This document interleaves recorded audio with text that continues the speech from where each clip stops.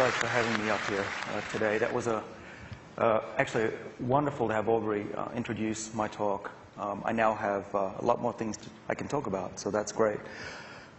So I must be getting old. I'm winded from having walked up 3 stairs. I'm in my 40s now. Hi everyone. It doesn't say it on my badge, but I actually come from Harvard Medical School. And I actually got tenure last year, which means now I can really speak my mind. And if the dean's watching this on the internet, forgive me. But what I want to say to you as a Harvard professor is that, and my thesis for today, this talk, is that aging is a disease and it is treatable. And I think we can do this within our lifetimes. And there are even clinical trials that are in progress that I'll talk about later. They're in progress right now that have the potential to treat many different diseases at once. But I'm not standing up here, certainly as a Harvard professor. I don't think even tenure would allow me to survive saying we're going to live forever. I don't believe in that necessarily, not within my lifetime. But I do think Aubrey's right in saying that this is a question and a problem that most people ignore. If we have the first slide, have I got a clicker? Okay, these are my children. This is why I'm hoping to extend lifespan. I want them to have a great life, and I think that with the current technologies that I'm seeing come through the pike, and thanks to Aubrey, he's very gracious in saying that the company that I started is one of the leaders, this technology will allow certainly my children, if not ourselves, to lead vastly different lives than we saw in the 20th century. And they're very lucky for that. When I was in Australia, if you're wondering, my accent's Australian. When I was in Australia, I was a college student. I was like Aubrey. I was trying to shake up all what I thought were the zombies. We're all going to die. Do you know, this is really a real problem here. Do you not realize this? And they're like, yeah, just play your cards, deal it. And then what I realized was that we might be the last generation in human history to experience a normal lifespan. And I was pretty pissed off about that. Of the 10,000 or more human generations in all time, we're the last ones, and our children are going to be the lucky ones? Well, so I'm not as selfish as I used to be. I'm trying to help global health, as I'll talk about. But in those days as a college student, I really wanted to bring the future technology into today. And maybe, just maybe, if I and others worked really hard and Aubrey recruited more people into the field, we could have a big impact. And within our lifetimes, we would see these changes. And I'm here to tell you today that they have gone so much better. The technology is so much further than I really thought I would ever see in my lifetime. And it just blows me away. So let me tell you about what's happened over the last 20 or so years. You're wondering, what has this got to do with aging and drugs? Well, I spotted this button in the elevator on the way to my room just now. And it reminded me that, well, I'm not sure what this does, and I certainly don't want to press it. Bad things might happen. But my point is that what I try to teach my students and people I come in contact with all the time is try to think differently. Differently in a way that you might think is completely opposite. So Aubrey was talking about, let's just think, what if we could really do something about aging? What would that mean for the world? What would it mean for individuals? For example, in my lab, we used to have a map of the world that's upside down. And I did that just trying to jog the minds of my students to think differently. And it's very hard to do. I think it may be very difficult, if not impossible, to teach. But I want to do a little experiment here in this room and see if I can maybe make a little headway into the aging field. So I think that Aubrey did a very good job, but I'm going to try a different tack, in case you're not convinced yet that aging is something worth working on. And I ask this question quite often. I ask medical students that I teach at Harvard, how many of you think that aging is a disease? And so let me ask you, do any of you think that aging is a disease? I have one hand. So that's more than I get at Harvard, so that's good. I like that. Now, let me define aging and disease for you. If you go to the Merck Manual of Geriatrics, which we use at Harvard, you open it up and it says, a disease is something that occurs over time that is deleterious and horrible, and it happens over time to less than half of the population. Okay? What is aging? Something that happens over time that's horrible, that happens to the majority of the population. Now, that's a very strange cutoff, don't you think, between aging and disease? Let's try another switching of the map upside down. let's imagine that all the people in this room are taken to another planet. Okay, sounds weird, but just go with me. And on that planet, people live to be 300 years. It's possible, okay? Now, what would happen as collective individuals, as we started to get into our 80s, and if we're lucky into our 90s, we would get crippled, and, we couldn't play tennis anymore, it would be horrible. And the people on that planet, they'd send their doctors over and they'd say, boy, look at that group of people. Don't go near them, you might catch what they have, okay? So apparently, aging, it depends on the health and lifespan of your neighbors. So I'm here today to tell you that I believe very strongly that aging is a disease. Now, why would that be a big deal? Now, Aubrey's right. What this means is that if you think about aging as a disease, you actually work towards treating it. And that really makes a difference. In the NIH budget, okay, so it's many billions of dollars, 0.06% of the NIH budget is given to studying the basic biology of aging. And I think it's because most people don't think of aging as a disease. It's something natural, something that's supposed to happen. And God forbid we might overpopulate the planet, which, by the way, is not the case. It turns out if we were to stop aging right now, which we couldn't, but if we could, the rate of population growth would be less than the rate of immigration right now. But that's another discussion. But I want to talk about thinking differently about aging. So Aubrey used a similar analogy, and I'm going to take it one step further. I, too, agree that our bodies are machines, like this car that's worn out. But I think that this is an old view about aging and biology in general. It's the Newtonian view of humanity. What we've been missing for the past, well, up until about 20 years ago, was the fact that our bodies have extraordinary amount of self-repair, and Aubrey did mention this. But I'm going to tell you about the identification of the genes that actually control these repair processes. We call these things longevity genes. Okay, and there's a whole family of them. There's probably about 20 or more of major genes that control aging in simple organisms like worms and flies and yeast. And we find these genes in our bodies as well. And there's increasing evidence, I would say it's nearly indisputable, that these genes also control our health and how susceptible we are to diseases. Now, there's another reason for thinking that we might be able to tackle aging. And I think many of you have heard of this diet called caloric restriction. And lunch is coming up, so I hope I don't ruin it for anybody. But this diet is essentially you have about 40% fewer calories than what you would naturally be recommended. And this really means you have to be hungry for most of your day. Some people think it's likely to extend lifespan. It certainly works well in rats. It was shown back in 1935 that it delays aging tremendously. The best way we know to prevent cancer in animals. And it works in things like little worms and flies, even fish, spiders.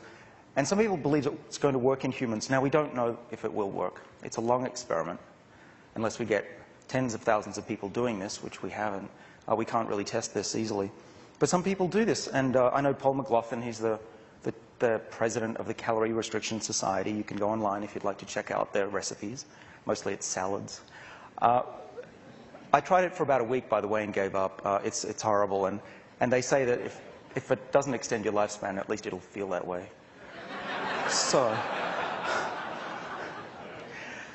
I was involved in the early to mid-1990s at MIT as a young student in the lab of Lenny Guarente, and we were trying to understand why do organisms grow old and if we could do something about it. And in those days, working on aging was pretty much considered a career-ending maneuver. And I bet my PhD supervisor, thought he'd never hear from me again, because it really was crazy talk to be working on genes that control aging. But what actually happened was that the lab that I was in, Lenny Guarente's and others, like Cynthia Kenyon, Gary Rupkin, these are all legends in the field now, they discovered that you can make a single genetic change in one single gene and double, in some cases triple the lifespan of an organism in the lab, like a worm or a yeast cell. And there's a group of genes that I work on, which became known as the sirtuins. And they are shown in the next slide. They came originally from studies of yeast cells. So believe it or not, the little yeast that you sprinkle in your bread or when you make beer, these actually have a lifespan. They live about 20 divisions, which is about 10 days. And the goal was, in the 1990s, to figure out what are the genes that control how long they live. Now, we actually found a set of genes which I mentioned, called the sirtuins. And those are the genes that I'm going to talk about today. The sirtuins actually turn out to be part of a regulatory network within our bodies and in animal bodies and even within yeast that control the organism's health during times of adversity. So if you stress these yeast cells, and the one up there, the big yellow one, is an old yeast cell. The pH is low, so it's staining yellow. So if you stress these cells, these sirtuin genes come on and protect the organism and make it live longer. And we now know that if you don't have these sirtuin genes, calorie restriction, this diet doesn't work effectively. And in some cases, it doesn't work at all. So we really think that these sirtuin genes are major players in mediating these health benefits of this diet, calorie restriction. Not just in yeast, but now we've seen it's true for worms and flies and even mice. So what does this mean? It means actually that we have, first of all, a handle on how calorie restriction works. And it also means that once you understand how it works, you might be able to find ways to intervene. So here's just the paradigm that we have now. This is really a paradigm shift if Kuhn ever saw one. This is how we think that aging is regulated. Up the top is diet and exercise. If you don't eat, let's say overnight, you wake up in the morning, you have more sirtuin activity. These genes are switched on. Conversely, if you eat a hamburger, I was going to say a company's product name, but if you eat a hamburger, you will temporarily, and if you get obese, for a long time, permanently turn off these longevity genes. So your diet actually controls these pathways. And our Western diet actually may be limiting our lifespan because of this. So really what we need to do is bring these genes up, activate them to bring us back to at least to a natural state, and maybe hyperactivate them to make us even healthier than we could ever be. And down the bottom you can see that the sirtuins are slowing down the causes of aging. Now what's great about this, and I've been called an anti-intellectual for saying this, but I'm still going to say it, we don't need to know the causes of aging to be able to slow it down. And the reason is that we just need to target those blue guys and get them to do the work.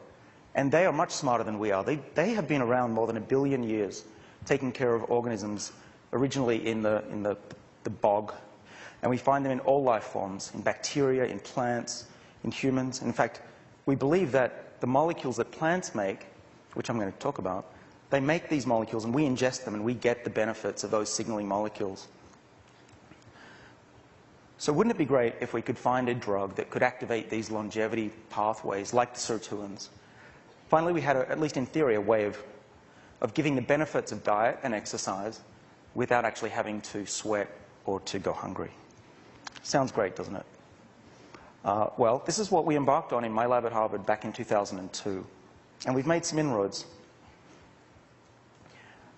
We found that we could activate one of the sirtuin molecules, called SIRT1, with a molecule that actually comes from red wine.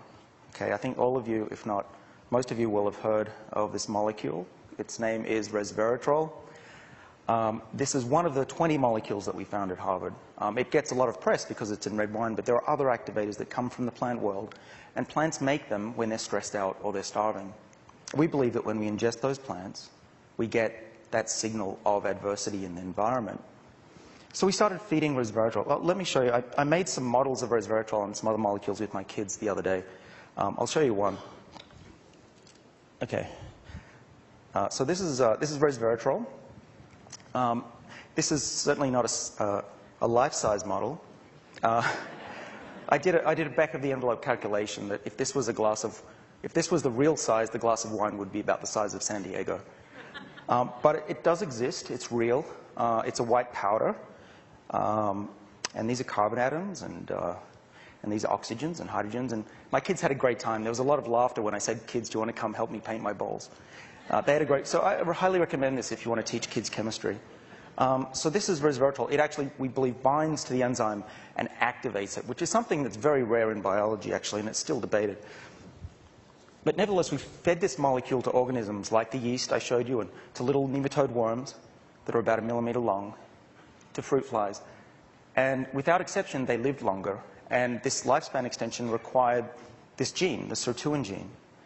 And so we were very excited. That was when we had a paper in 2003 in Nature, and the sales of red wine for that month went up by 30%. So then, of course, once we looked at simple organisms, we wanted to know, what about mammals? What about something that's furry?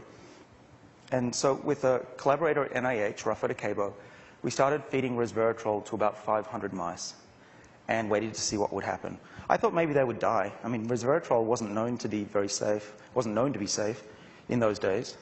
But what happened was really surprising. What we found was that these mice stayed as healthy and had the physiology of a lean mouse. Okay? I was hoping that maybe they'd be slightly fitter, or, I don't know, their coats would look nice and shiny or something, but it really did work. We looked at the physiology of these mice. We looked at their hearts, we looked at their livers, their eyes, their bones. As far as the pathologists that looked at these organs could tell, these mice on the drug were as healthy as the ones that were on the lean diet. And so these mice that I'm showing you, the one on the left is the one that's on a very lean diet, and the one in the middle is eating a high caloric, basically an American diet. And then the one on the right is still fat, but it's taking resveratrol in its food. And it turns out that this mouse is extremely healthy as a result. Now, based on the mouse studies, these are some of the predictions of the diseases that might be able to be tackled by activating these longevity sirtuin pathways. And there have been you could Google this or do a PubMed search. There are dozens and dozens of studies from around the world looking at not just resveratrol, but other activators of this pathway in things as different as neuroprotection to osteoporosis. I have a movie of what happened. This was unexpected, but Johann Olbricht in Switzerland fed resveratrol to his mice. And these were on a normal diet. And you can try and guess which is the mouse on resveratrol.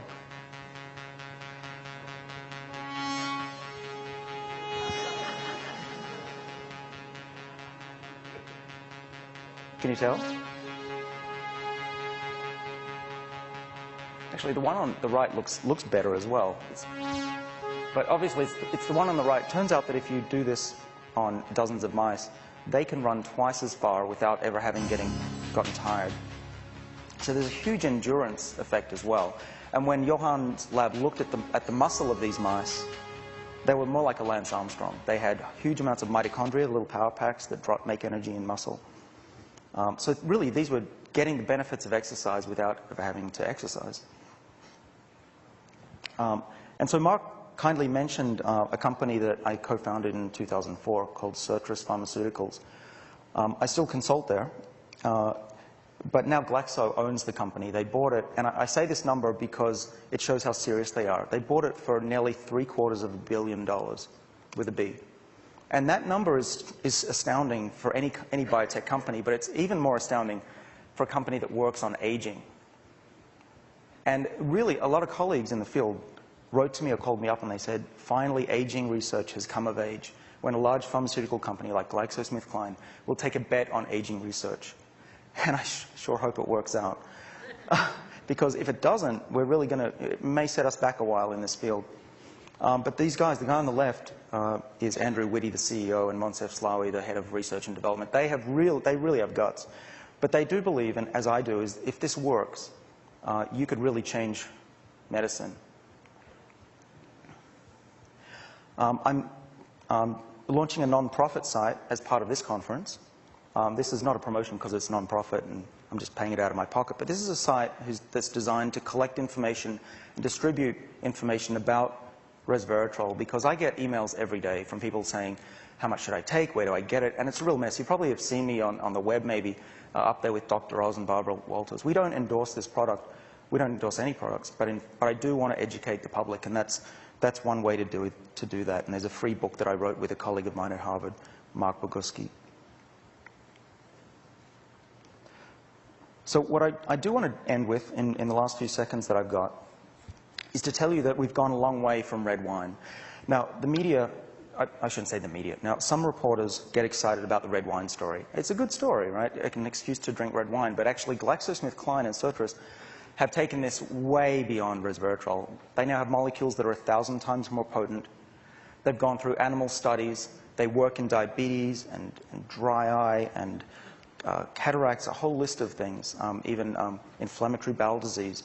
The same molecule is working in all these different diseases, which I think is a first in medicine.